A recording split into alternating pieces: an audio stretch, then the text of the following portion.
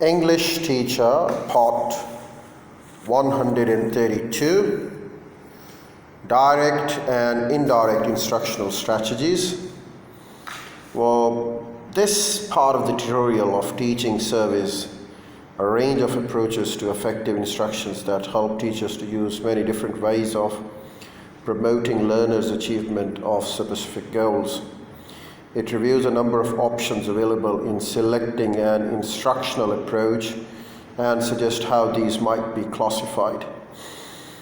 It discusses the factors that might affect your choice and advises on the ways of ensuring that you will make appropriate choices.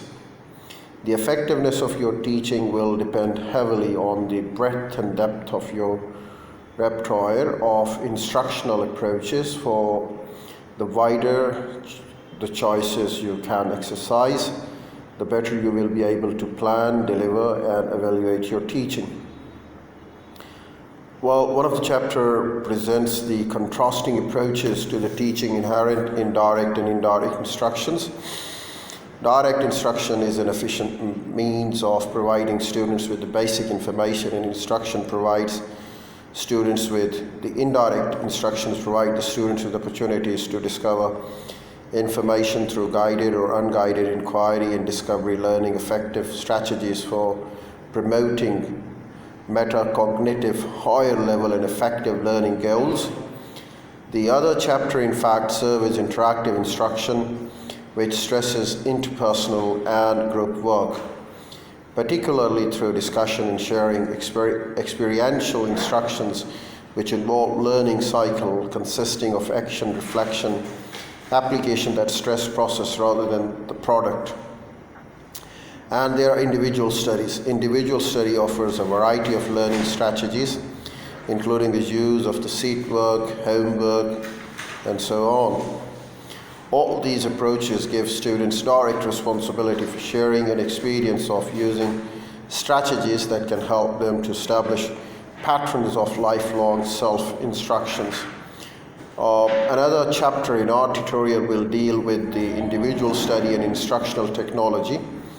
The broad selection of the items that make up the modern instructional technology can be used productively to entrust and involve the students in their own advancement in learning. Cooperative instruction is the focus of our chapter.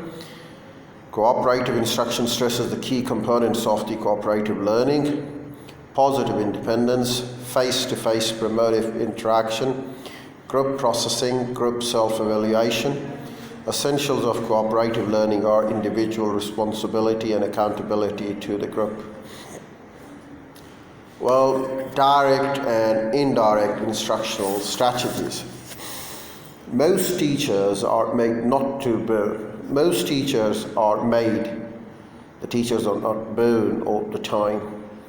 Knowledge of an ability to apply the variety of ways, patterns of teaching strategies on the current scene is one of the crucial distinguishing differences between the layman and the professional teacher.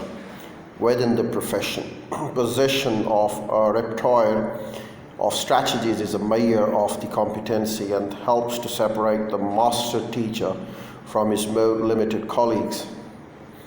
Overview.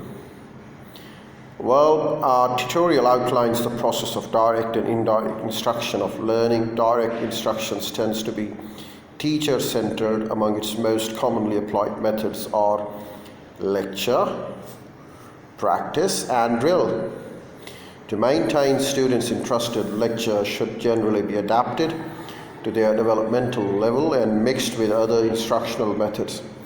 To benefit from the lecture, students must be taught to take notes. Direct instructions promote the acquisition of information and skills.